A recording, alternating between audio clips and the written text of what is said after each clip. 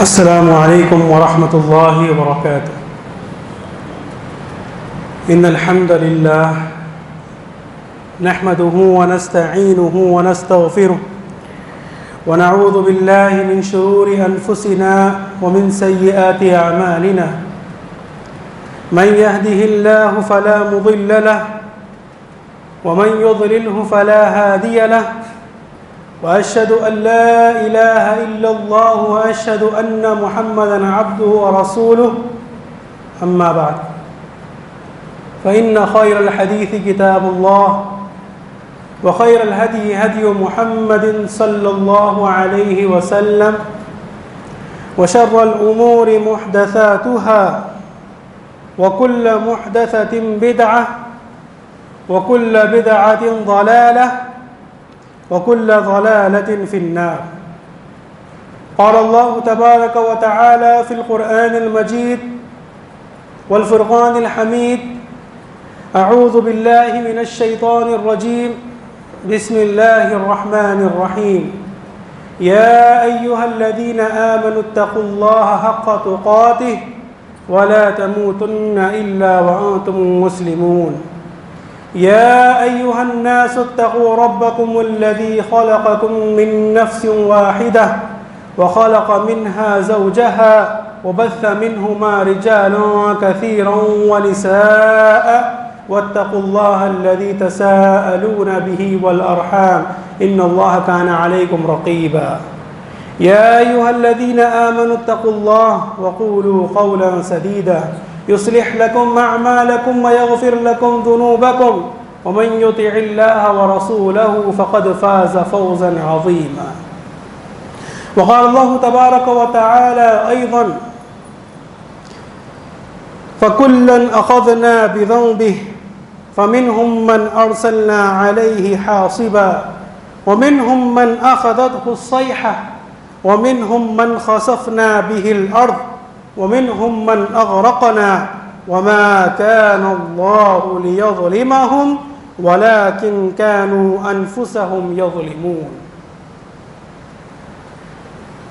محترم سامعین حضرات اور پردہ نشین ماں اور بہنوں، ہر قسم کی تعریف، کبریائی، تحمید و تکبیر اللہ رب العالمین کے لیے زیبا ہے، جس نے صرف اور صرف 6 دنوں میں ساری کائنات بنا دی۔ درود و سلام ہو تمام انبیاء پر بالعموم اور بالخصوص ہمارے اور آپ کے پیارے نبی جناب محمد رسول اللہ صلی اللہ علیہ وسلم پر، اللہم صلی وسلم وبارک علیہ۔ محترم سامعین کرام، آپ نے موضوع یا عنوان دیکھ لیا ہوگا یا نہیں دیکھا ہوگا تو میں بتانا پسند کروں گا۔ آج کے ہمارے اس خطبہ جمعہ کا جو موضوع ہے یا جس عنوان پر میں آپ کے سامنے بات رکھوں گا، وہ موضوع رہے گا کہ کچھ ایسے گناہ جس کو ہمارے درمیان حقیر سمجھا جا گیا یا ہم نے اس کو کمتر سمجھ لیا ہے اور وہ ہمارے معاشرے میں ایک عام ہو چکے ہیں اور طول پکڑ چکے ہیں۔ تو چند گناہوں کے بارے میں آپ کے سامنے میں باتیں رکھنے کی کوشش کروں گا۔ میرے بھائیوں، آپ کے سامنے ان گناہوں کی فہرست میں گناؤں اس سے پہلے میں آپ کے سامنے گناہوں کی جو نقصانات ہیں یا گناہ کرنے کی وجہ سے انسان کو جو نقصان ہوتے ہیں اس کے بارے میں چند باتیں ذکر کروں گا۔ آپ کو یہ بات معلوم ہونی چاہیے کہ گناہ کرنے کی وجہ سے یا گناہ کرنے کے لیے اللہ رب العالمین نے جہنم جیسے عذاب کو تیار کیا ہے قیامت کے دن، کہ جو بھی شخص گناہ کرے گا اس کے لیے جہنم کا عذاب اللہ رب العالمین نے رکھا ہے۔ لیکن آپ کو یہ بھی معلوم ہونا چاہیے کہ اللہ رب العالمین نے جہنم کا عذاب رکھنے سے پہلے ہی دنیا ہی میں اپنے بندوں کو ان کے گناہوں کے عذاب کا مزہ چکھا دیتا ہے، کہ ایسے گناہ جس کے کرنے کی وجہ سے اللہ رب العالمین اپنے بندوں کو دنیا ہی میں گناہوں کا مزہ چکھا دیتا ہے۔ اور اسی کے تعلق سے میں نے آپ کے سامنے سورہ نور کی آیت نمبر 40 تلاوت کی ہے۔ اللہ رب العالمین نے اس کے اندر فرمایا: فَكُلًّا أَخَذْنَاهُ بِذَنبِهِ، یہ جو قوم میں آپ کے سامنے بیان کی گئی ہیں، قوم عاد، قوم سمود، قوم فرعون، جتنے بھی قومیں آپ کے سامنے بیان کی گئی ہیں، یہ تمام کی تمام قوموں کو ہم نے پکڑ لیا ہے، ہم نے ان کو ہلاک کر دیا ہے۔ کیوں؟ بذنبی، ان کے گناہوں کو کرنے کی وجہ سے۔ اب آگے اللہ رب العالمین ان گناہوں کی فہرست گناتے ہیں، ان عذابات کی فہرست گناتے ہیں کہ کس طریقے سے ان کو عذاب دیے گئے دنیا میں۔ سب سے پہلے اللہ رب العالمین نے فرمایا فَمِنْهُمْ مَنْ أَرْسَلْنَا عَلَيْهِ حَاصِبًا، ان میں سے کچھ ایسے لوگ تھے جن کے اوپر پتھروں کی بارش کی گئی۔ وَمِنْهُمْ مَنْ أَخَذَتْهُ الصَّيْحَةُ، اور ان کے اوپر ایسی قومیں تھیں جن کو ایک چنگاڑ نے، ایک آواز نے آ کر پکڑ لیا اور پوری کی پوری قوم برباد ہو گئی۔ وَمِنْهُمْ مَنْ خَسَفْنَا بِهِ الْأَرْضَ، اور ایسی بھی قوم تھی جس کو ہم زمین کے نیچے لے کر آ گئے، دکھ رہی تھی زمین کے اوپر، اچھی خاصی دکھ رہی تھی، ہم نے کچھ ہی دیر میں اس تمام کی تمام قوم کو زمین کے نیچے کر دیا۔ وَمِنْهُمْ مَنْ أَغْرَقْنَا، اور ایسی بھی قوم تھی جن کو ہم نے پانی میں ڈبا کر مار دیا۔ وَمَا كَانَ اللَّهُ لِيَظْلِمَهُمْ، آگے اللہ رب العالمین فرماتے ہیں کہ جو کچھ عذاب نازل کیا گیا ہے کہ میرے بندو یہ نہ سمجھو کہ اللہ رب العالمین نے ان کے اوپر ظلم کیا تھا۔ وما كان اللہ لیظلمہم، اللہ رب العالمین نے ان پر ظلم نہیں کیا، ولکن كانوا انفسہم یظلمون، بلکہ ان لوگوں نے اپنی نفسوں پر، اپنی جان پر ظلم کیا ہے، اسی وجہ سے ان پر یہ عذاب نازل ہوا۔ محترم سامعین حضرات، اس آیت سے بالکل واضح ہو چکا ہے کہ ان قوموں کو اللہ رب العالمین نے دنیا ہی میں عذاب نازل کر دیا تھا، اور آپ کو اللہ کے رسول صلی اللہ علیہ وسلم کی حدیث کا علم ہونا چاہیے۔ اس میں اللہ کے رسول صلی اللہ علیہ وسلم نے گناہ کرنے والوں کو یہ بتلا دیا تھا کہ ان کو ان کا عذاب دنیا میں اللہ رب العالمین دے کر رہے گا۔ اللہ کے رسول صلی اللہ علیہ وسلم فرماتے ہیں ان الرجل لیحرم الرزق بذنب، کہ انسان گناہوں کی وجہ سے دنیا میں رزق سے محروم ہو جاتا ہے۔ آپ کی تقدیر میں اللہ رب العالمین نے اگر کسی بھی طرح کا رزق لکھا ہوگا، جس مقدار میں آپ کی تقدیر میں اللہ رب العالمین نے رزق لکھا ہوگا، آپ کے گناہ کرنے کی وجہ سے تھوڑا تھوڑا کر کے آپ کا وہ رزق کم کر دیا جاتا ہے آپ کے گناہوں کی وجہ سے۔ محترم سامعین اکرام، وہیں پر اللہ رب العالمین نے جہاں پر یہ فرمایا کہ گناہوں کی وجہ سے رزق کم ہو جاتا ہے، وہیں پر یہ فرمایا کہ گناہوں سے توبہ کرنے کی وجہ سے، استغفار کرنے کی وجہ سے اللہ رب العالمین آسمانوں سے بارش کو نازل کرتا ہے۔ اللہ رب العالمین آپ کے رزق کو بڑھاتا ہے۔ اللہ رب العالمین فرماتے ہیں وَيُرْسِلَ عَلَيْكُمْ مِدْرَارًا وَيُرْسِلَ عَلَيْكُمُ السَّمَاءُ مِدْرَارًا، کہ تم پر اللہ رب العالمین آسمان سے بارش نازل کرتا ہے۔ لَفَتَحْنَا عَلَيْهِمُ السَّمَاءَ، ہم ان پر آسمان کو کھول دیں گے، ہم ان پر آسمان کی بارش نازل کر دیں گے، ہم ان کے لیے رزق کے دروازے مکمل طور پر کھول دیں گے۔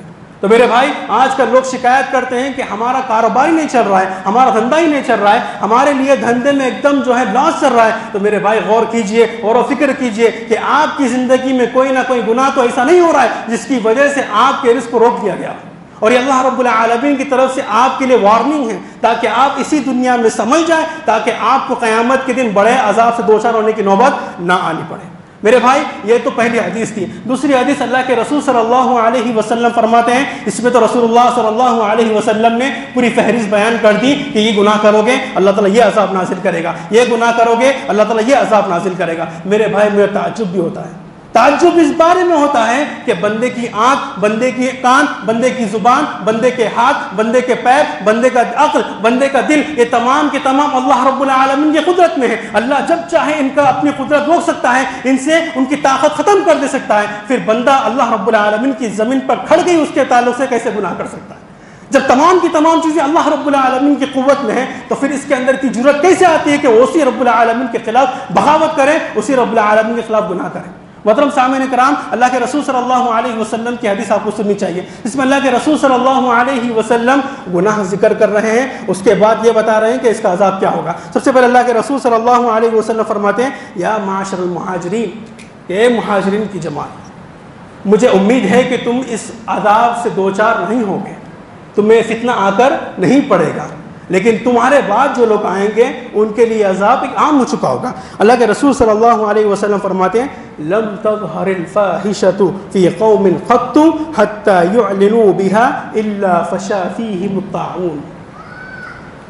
لم تظہر الفاحشۃ فی قوم قط، کہ جس قوم میں بھی فحش، اور جس قوم میں بھی فاحش جیسی چیزیں عام ہو جاتی ہے، اللہ رب العالمین ایسی قوم میں طاعون کی بیماری یا بھوک مری کی بیماری ڈال دیتے ہیں، اور ایسی بیماریاں جو ان کے اسلاف میں سے، ان کے باپ داداؤں میں سے کسی کو بھی یہ بیماری نہیں تھی۔ فحش یا فاحشی یہ وہ گناہ ہے جس کے بارے میں اہل علم کہتے ہیں کہ بے پردگی ہونا یا مرد اور خواتین کا اختلاط ہونا، اجنبی مرد اجنبی عورتوں سے بات چیت کرنا، یہ تمام گناہوں کو فحش اور فاحشہ کی کیٹیگری میں شمار کیا جاتا ہے۔ اللہ کے رسول صلی اللہ علیہ وسلم نے فرمایا جب بھی کسی قوم کے اندر اس طرح کے گناہ عام ہو جائے تو تم سمجھ لینا کہ اللہ رب العالمین کا عذاب آنے والا ہے، اور اس عذاب کی شکل اس طریقے سے ہوگی، یا تو وہ طاعون کی شکل میں ہوگی، یا تو بھوک مری کی شکل میں ہوگی، اور ایسی بیماری ہوگی جو ان کے اسلاف میں نہیں تھی۔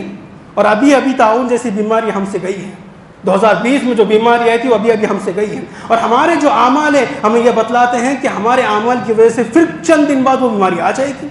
یہ سب اللہ رب العالمین کی طرف سے ہمارے لیے علامتیں ہیں کہ لوگوں سدھر جاؤ، یہ بہت کم عذاب ہے، قیامت والا عذاب اس سے بدترین ہوگا۔ آج میرے بھائی یہ جو فحش اور فاحشہ جو باتیں میں کر رہا ہوں، اس کے جو اڈے آپ کو ملیں گے، اس کے بہت سارے اڈے تو مل جائیں گے، لیکن آج ہمارے پاس اس فحش اور فاحشہ کے جو اڈے بنے پڑے ہیں وہ ہیں اسکول، کالجز، یونیورسٹیز۔ یہ تمام یہ جو اڈے ہیں، اصل میں تو یہاں پر تعلیمات ہونی چاہیے تھی، لیکن یہ اڈے فحش اور فاحشہ کے اڈے بن چکے ہیں۔ اب باپ یا ماں یا باپ جو ہیں 10th تک یا کالج تک اپنے بچے کو جو ہے سپریٹ پڑھانے کی کوشش تو کر سکتے ہیں، لیکن یونیورسٹی جیسا آتی ہے یا MBBS جو وغیرہ پڑھاتے ہیں اس کے اندر تو اختلاط ہونا لازمی کی بات ہے، اور اس کے اندر آپ کی تربیت، اگر آپ کی اولاد کی تربیت کے تعلق سے آپ نے صحیح محنت کی ہوگی تو میرا یقین جانیے کہ وہ یونیورسٹی میں جانے کے بعد بھی زیادہ تبدیل نہیں ہوگا۔ اگر آپ نے اپنی بیٹی کو حیا کی تربیت دی ہوگی، وہ یونیورسٹی میں جا کے بھی حیا کے پابند بننے کی کوشش کرے گی۔ اگر آپ نے اپنے بیٹے کی تربیت، آپ نے اپنے بیٹے کے دل میں اللہ اور اس کے رسول کی محبت، اللہ رب العالمین کا ڈر ڈالا ہوگا، وہ آگے چل کر بھی ویسے ہی رہے گا۔ قریب ہے کہ وہ تبدیل نہ ہو، لیکن یہ بھی ہو سکتا ہے کہ وہ تبدیل ہو جائے۔ کیوں ہو سکتا ہے؟ کیونکہ شیطان ہر جگہ ہوتا ہے۔ اتنی تربیت کرنے کے باوجود بھی آپ کے اوپر لازم ہے کہ آپ یونیورسٹیز میں اپنے بچوں کے تعلق سے ایک دم نگران رہیں، کہاں جا رہا ہے، کس سے مل رہا ہے۔ تو میرے بھائی یہ تو بات کر رہا ہوں جن کی تربیت کی گئی ہے، جن کی تربیت نہیں کی گئی تو ان کا عالم کیا ہوگا؟ آپ جا کے دیکھ لیجیے ان کا عالم کیا ہے۔ میرے بھائی یہ بات ہے آج اجنبیوں کے تعلق سے، اور جب بات آتی ہے فحش اور فاحشہ کی، بات اجنبیوں سے بات چیت کرنے کی، غیر حرام تعلقات جوڑنے کی، تو ہمارا ذہن جب بھی جاتا ہے اجنبیت کے تعلق سے۔ اجنبی مرد ہوگا، اجنبی عورت ہوگی، وہی حرام والا کام ہے۔ نہیں میرے بھائی، اللہ کے رسول صلی اللہ علیہ وسلم سے جب سوال کیا گیا، یا رسول اللہ جو عورت کے جو چچیرے بھائی ہوتے ہیں، میرے بھائی ہوتے ہیں، خلیرے بھائی ہوتے ہیں، یا جو بھی بھائی ہوتے ہیں، یا دیور ہوتا ہے، اللہ کے رسول صلی اللہ علیہ وسلم آپ کا اس کے بارے میں کیا خیال ہے؟ اس رشتے کے بارے میں آپ کا کیا خیال ہے؟ ہم تو اجنبیوں سے اپنے بچوں کو پردہ کرواتے ہیں، ہم تو اجنبیوں سے اپنے بچوں کو کہتے ہیں کہ پردہ کرو، بات چیت نہیں، یہ حرام کام ہے۔ اللہ کے رسول صلی اللہ علیہ وسلم سوال کیا گیا ان کے تعلق سے آپ کا کیا خیال ہے؟ آپ نے فرمایا الحم موتون، یاد رکھو ایسے تمام جو رشتے ہیں عورت کے لیے موت ہے، عورت کے لیے موت ہے۔ یہ جو اجنبی رشتے ہیں اس وہ تو حرام ہیں، لیکن اس کے اندر حرمت زیادہ پائی جاتی ہے۔ یہ اجنبی رشتے سے پردہ کرنا زیادہ اہم ترین ہے، لیکن آج ہمارے معاشرے کی حالت دیکھ لیجئے۔ آج ہمارے پاس جوائنٹ فیملی کے نام پر وہ میرا بھائی، خلیرا بھائی، چچیرا بھائی سب آ کے ملتے ہیں، نہ پردے کا اہتمام ہے، اور ہر جگہ بات چیت کھلم کھلا سب ہو رہی ہے۔ میرے بھائی یہ گناہ جو ہو رہا ہے اس کے اگر ذمہ دار بچے ہوں گے، اس کے سب سے بڑے ذمہ دار ان کے ماں باپ بھی ہوں گے۔ ان کے ماں باپ نے ایسی پابندی نہیں لگائی، وہ بھی ذمہ دار ہوں گے۔ تو جو عام جو رشتہ دار ہی ہیں یہ بھی حرام ہے، اس کو بھی شریعت نے ناپسند کیا ہے، یا یوں کہا جائے اجنبیت والے رشتے سے سخت قدیم رشتہ یہ رشتے ہیں۔ اور آپ کا کیا دعویٰ ہے؟ اللہ رب العالمین نے جہاں پر اجنبیت سے بیان کر یہ عام رشتے بیان کیے ہیں، اس کے تعلق سے بھی اللہ کے رسول صلی اللہ علیہ وسلم نے جو آپسی صدقہ بھائی، صدقی بہن، صدقے بھائی بھائی، اس کے تعلق سے بھی اللہ کے رسول صلی اللہ علیہ وسلم نے فرمایا کہ جب بچہ 10 سال کا ہو جائے تو وہ اپنی ماں کے کمرے میں یا اپنی بہن کے کمرے میں نہیں جا سکتا الا یہ کہ اجازت لے کے جائے، اور جب بچہ 10 سال کا ہو جائے تو ان کے بستر کو الگ کر دو۔ جب بچہ 10 سال کا ہو جائے تو ان کے بستر کو الگ کر دو۔ اہل علم نے اس تعلق سے 3 باتیں لکھی۔ سب سے پہلی بات اہل علم لکھتے ہیں کہ اگر آپ کے پاس طاقت ہے کہ آپ اپنے بچے کو الگ کمرے میں اور اپنی بیٹی کو الگ کمرے میں رکھنے کی طاقت ہے تو آپ وہ کریں۔ دوسری بات لکھتے ہیں کہ اگر آپ کے پاس یہ طاقت نہیں ہے کہ آپ اپنے بچے کو الگ کمرے میں رکھیں، اپنے بچوں کو الگ کمرے میں رکھیں، تو آپ ان کے بیڈ الگ الگ رکھیں کہ بھائی تیرے بیڈ یہ ہوں گے، تیرے یہ بیڈ یہ ہوں گے، بچوں کے لیے بیڈ وہاں پر ہے، بچوں کے لیے بیڈ یہاں پر ہے، اور الگ الگ بیڈ ہوں گے۔ اور اگر آپ کے پاس بیڈ رکھنے کی بھی طاقت نہیں ہے، یہ تخت رکھنے کی بھی طاقت نہیں ہے، تو آپ کے اوپر لازم یہ ہے کہ جب وہ سوئے تو ان کے سونے کی جگہ الگ ہو، ان کے سونے کی جگہ الگ ہو، دونوں کی سونے کی جگہ الگ ہو۔ یہ اللہ کے رسول صلی اللہ علیہ وسلم کا فرمان ہے۔ کن کے لیے؟ سگے بھائی اور بہن کے لیے۔ میرے بھائی، کہاں پر اسلام کی شریعت ہے؟ شریعت اسلام کہاں پر پہنچ چکی ہے؟ شریعت اسلام کہتی ہے کہ اگر اکیلے بھی رہتے ہو اس میں بھی ان طرح کی احتیاط کرنے کی چیزیں ہوتی ہے، لیکن آج ہمارے پاس کیا حال ہے میرے بھائی؟ یہاں پر جو میرا بھائی چچیری بہن سب بے پردگی پھر رہے ہیں، عام کر رہے ہیں، لیکن ہمارے دلوں پہ چھریاں چلتی ہی نہیں، کیونکہ ہم یہ سمجھ چکے ہیں کہ یہ تو رشتے کچھ ہیں، بھائی ہی ہے، بہن ہی ہے، ہو کیا جائے گا؟ ارے یہ دقیانوسی باتیں ہیں، یہ اسلام کی بات دقیانوسی تمہیں سمجھ میں آ رہی ہے؟ اللہ رب العالمین کی باتیں، اللہ کے رسول صلی اللہ علیہ وسلم کی باتیں، تو یاد رکھیے الحم و موتن، عورت کے لیے اس کے رشتہ دار اور اس کے جو نامحرم رشتہ دار ہیں وہ موت ہیں۔ اجنبی جتنا حرام ہے اس سے زیادہ حرمت، اجنبی جس سے حرام ہے اس سے زیادہ حرمت اپنے نامحرم رشتہ داروں کے تعلق سے رسول اللہ صلی اللہ علیہ وسلم نے بیان کی۔ اس کے بعد اللہ کے رسول صلی اللہ علیہ وسلم نے فرمایا کہ پہلا گناہ کہ اگر کسی قوم میں دیکھ لو کہ فحش عام ہو چکا ہے تو انتظار کرنا، طاعون آئے گا یا بھوک مری آئے گی جو تم سے پہلے والے لوگوں میں کسی کے پاس نہیں آئے گی۔ آگے آپ صلی اللہ علیہ وسلم فرماتے ہیں کہ جب تم دیکھو کہ کسی قوم میں ناپ تول میں کمی کی جا رہی ہے، مکمل لیتا پیسے تو ہے لیکن دیتا ناپ تول کر ہے، تو آپ صلی اللہ علیہ وسلم نے فرمایا الا اخذوا بالسنین وشدت المؤونہ وجور السلطان، ایسی قوم کے اوپر اللہ رب العالمین ظالم بادشاہوں کو مسلط کر دیتے ہیں۔ ایسی قوم جو اپنے لین دین کے معاملت داری میں اس طریقے سستی برتے، ایسی قوم کے تعلق سے اللہ رب العالمین ظالم حکمرانوں کو مسلط کر دیتے ہیں۔ اور میرے بھائی، شعیب علیہ السلام کی قوم تو آپ کو معلوم ہوگا، اور یقین جانیے جتنی بھی قومیں اللہ رب العالمین نے قرآن مجید میں فرمائی ہے، شعیب علیہ السلام کی قوم کے بارے میں آپ کو بہت زیادہ عذاب ملے گا کہ یہ وہ قوم تھی جن کے پاس شرک ہوتا ہی تھا، لیکن جب لین دین کی باری آتی تھی کمیاں کر لیتے تھے، پلٹی مارتے تھے۔ شعیب علیہ السلام سمجھا ہے کہ میری قوم اس طرح کام مت کرو، لیکن نہیں سمجھے۔ اس کے بارے میں آتا ہے سب سے پہلا عذاب آسمان سے اللہ رب العالمین نے آگ کو بارش کی شکل میں نازل کر دیا۔ دوسرا عذاب ان کے بارے میں آتا ہے کہ چنگاڑتی ہوئی چیخ آئی اور پوری کی پوری قوم تباہ و برباد ہو گئی۔ مطلب سامعین کرام، اس سے معلوم ہوتا ہے کہ اللہ رب العالمین کو اس گناہ سے کتنی نفرت ہے کہ اللہ رب العالمین اس طرح کے بھینکر عذاب مسلط کر دیتا ہے۔ تو جب بھی تم دیکھو کہ کسی قوم میں ناپ تول میں کمی کی جاتی ہے تو اس میں کیا ہو جاتا ہے؟ اللہ رب العالمین ظالم حکمرانوں کو مسلط کر دیتے ہیں۔ یہ تو پرانے زمانے کی بات ہے بھائی، پرانے زمانے میں ہوتا یہ تھا کہ مکمل لے لیتے تھے لیکن ناپ تول میں کمی کر دیتے تھے، اس زمانے کے دھوکے ہیں۔ آج کے زمانے کے نئے دھوکے ہیں۔ ایسا نہیں ہے کہ آج کے زمانے میں ناپ تول میں کمی ہوتی ہے، آج کے زمانے میں ناپ تول میں کمی ہوتی ہے، لیکن آج کے زمانے میں نئے دھوکے ہو چکے ہیں، نئے طریقے ہو چکے ہیں لوگوں کو لوٹنے کے۔ اور یاد رکھیے تمام کے تمام طریقے اس حدیث کے اندر داخل ہو چاہیے۔ مثال کے طور پر ایک مثال دینا چاہتا ہوں۔ آج آپ دیکھ لیجئے اسکول، یونیورسٹیز وغیرہ، اس کی مثال اس لیے دینا چاہتا ہوں کیونکہ ہمارا اکثر پیسہ اسی میں لٹایا جاتے ہیں۔ اسکول اور یونیورسٹیز کا حال کیا ہوتا ہے؟ آپ کو ایڈورٹائز جب کرائیں گے اس طریقے سے کرائیں گے کہ ہمارے پاس ایسے ایسے استاد ہیں، ایسے ایسے استاد ہیں، لیکن ان کے پاس اس حساب کے استاد ہوتے ہی نہیں۔ لوگوں کو دھوکہ دے کے ان سے مال ہڑپتے ہیں، وہ بھی اس کے اندر شامل ہو جائیں گے۔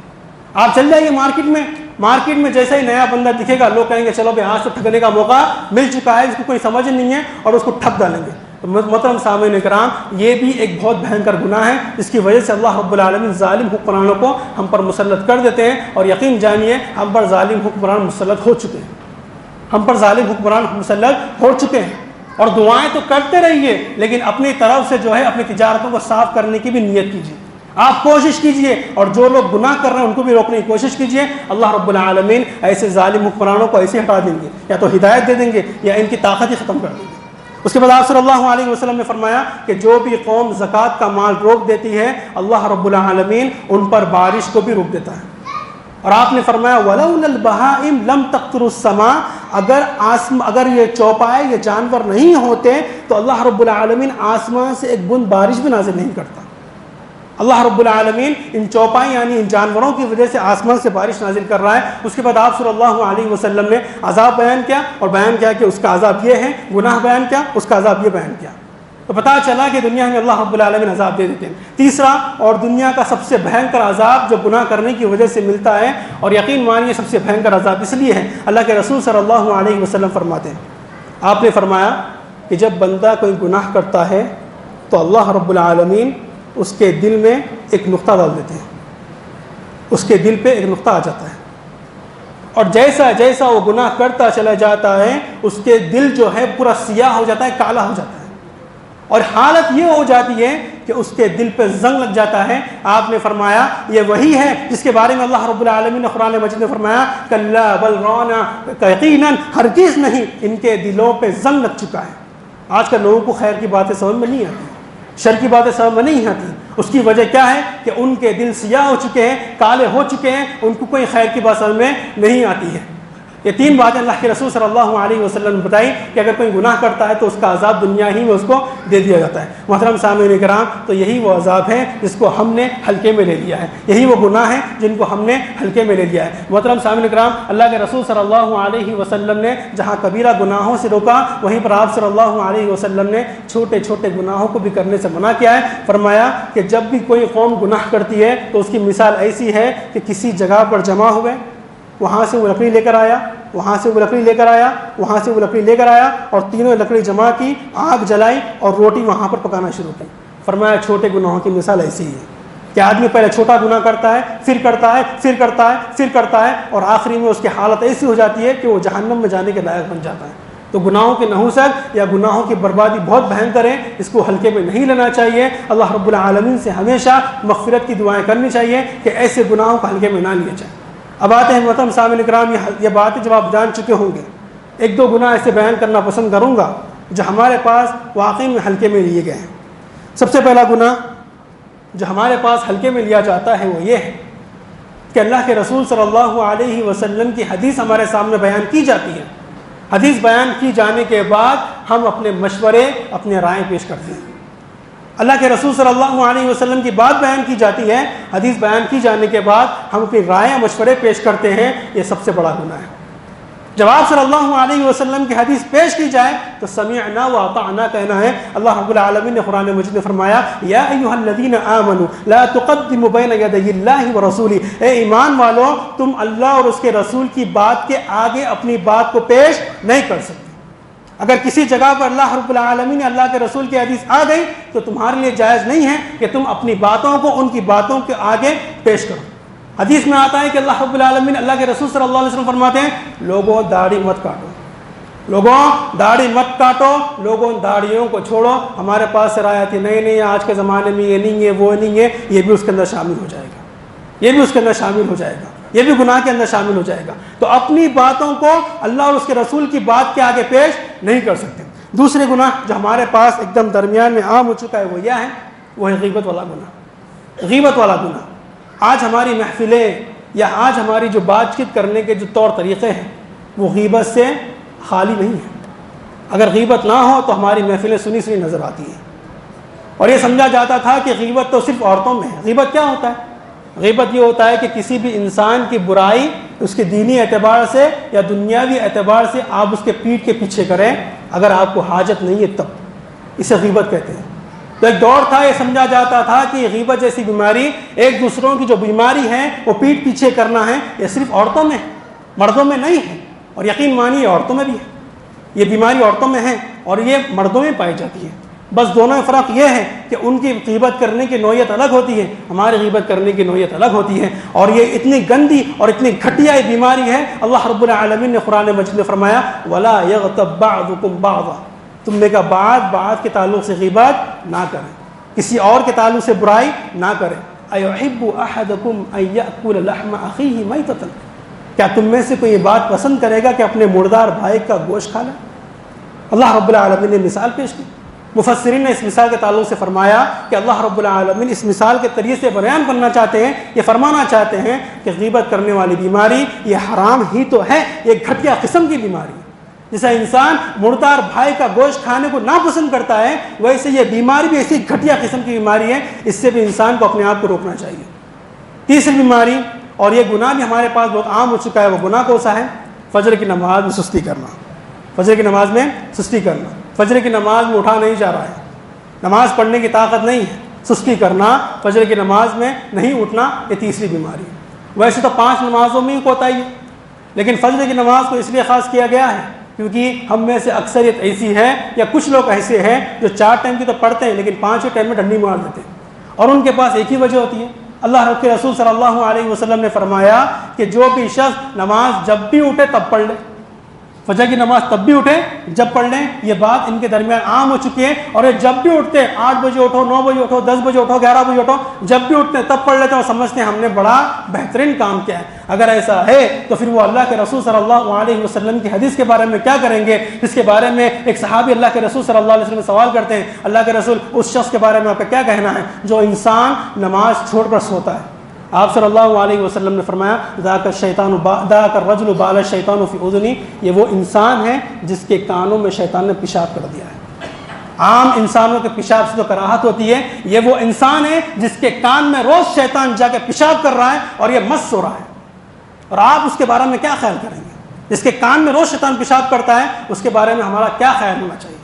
اور اسی طریقے سے اللہ کے رسول صلی اللہ علیہ وسلم نے فرمایا جس گھر میں فجر کی نماز نہیں پڑھی جاتی ہے، جس گھر میں سویا جاتا ہے، مأوى الشیطان، ایسے گھر شیطان کی پناہ گاہ ہے، یعنی شیطان آ کے ایسے گھروں میں بسیرا کر لیتا ہے جن گھروں میں فجر کی نماز چھوڑ کر یہ سستی برتی جاتی ہے۔ محترم سامعین کرام، ایسے کچھ گناہ ہیں جو ہمارے درمیان ایک دم عام ہو چکے ہیں، ان تمام گناہوں سے بچنے کی کوشش کرنی چاہیے۔ یہ تمام گناہ یقیناً بہت ہی بھینکر ہیں اور انسان کو ہلاکت کے قریب لے جانے والے گناہ ہیں، اور یہ گناہ تھوڑا تھوڑا کر کے انسان کے دل کو مکمل سیاہ کر دیتے ہیں، پھر اس کے بعد انسان کوئی خیر سمجھنے کے لائق نہیں رہتا، شر سمجھنے کے لائق نہیں رہتا، اور اسی حالت میں اس دنیا سے چل بستا ہے، اور اسی حالت میں اس کا آخری وقت آ جاتا ہے۔ گناہوں سے بچنا چاہیے اور اللہ رب العالمین سے مغفرت کی دعا کرتے رہنا چاہیے، کیونکہ اللہ کے رسول صلی اللہ علیہ وسلم فرماتے ہیں کل بنی آدم خطا، آدم کی ہر اولاد خطا کار ہے، آدم کی ہر اولاد خطا کار ہے، ہر کسی سے غلطی ہوتی ہے، وخیر الخطائین التوابون، لیکن سب سے بہتر خطا کار وہ ہے جو توبہ کر لے، گناہ ہو گیا، مان چکا ہے گناہ ہو گیا، اس پر ندامت کریں، اس پر اللہ رب العالمین سے معافی مانگیں اور اس کو نہ کرنے کا مکمل عزم کریں اور بڑھے۔ یہ سب سے بہترین آدم کی اولاد ہے، آپ صلی اللہ علیہ وسلم نے اس کی نصیحت کی ہے۔ اور مومن اور گنہگار میں یہی فرق ہوتا ہے کہ مومن جب گناہ کرتا ہے اس کی مثال آپ نے دی کہ گویا کہ پہاڑ کے نیچے بیٹھتا ہے، گویا کہ ایک پہاڑ کے نیچے ہو، گویا کہ کب وہ پہاڑ اس کے آنکھ پر گر جائے، اس کو ہمیشہ ڈر ہوتا ہے۔ لیکن ایک کافر جب گناہ، ایک فاجر، ایک گناہگار جب گناہ کرتا ہے تو اس کے لیے مکھی مارنے کے برابر گناہ ہو جاتا ہے، اور ایسے اس کی زندگی گزرتی ہے۔ آخر میں اللہ رب العالمین سے دعا ہے کہ اللہ رب العالمین ہمیں شریعت سمجھ دے اور اس پر عمل کرنے والا بنائیں۔ اللہ رب العالمین ہم تمام لوگوں کو توحید پر چلنے والا اور اللہ کے رسول صلی اللہ علیہ وسلم کے حدیث پر چلنے والا بنائیں۔ اللہ رب العالمین ہم تمام لوگوں کو رسول اللہ صلی اللہ علیہ وسلم کے اسوہ حسنہ پر چلنے کی توفیق عنایت فرمائیں۔ اللہ رب العالمین ہم سے جو گناہ ہو چکے ہیں، چاہے چھوٹے ہوں یا بڑے ہوں، ان تمام گناہوں کو معاف کر دیں۔ ہم میں جو خطائیں ہوئے ہیں ان خطاؤں کو معاف کر دیں۔ ہم میں جو لوگ بیمار ہیں، جو بیمار ہیں، ان کی بیماری کو دور کر دیں اور انہیں شفا عطا کر دیں۔ ہم میں جو لوگ گزر چکے ہیں، انتقال ہو چکا ہے، ان تمام مسلمانوں کو جنت الفردوس میں بہترین سا اعلیٰ سا مقام عطا کر دیں۔ اللہ رب العالمین ہم میں جو لوگ روزی کی تنگی سے پریشان ہیں ان تمام لوگوں کو بہترین روزی عطا کر دیں۔ اللہ رب العالمین ہم تمام لوگوں کو جنت الفردوس میں بہترین جگہ عطا کر۔ وآخر دعوانا الحمدللہ رب العالمین۔ السلام علیکم و رحمۃ اللہ وبرکاتہ۔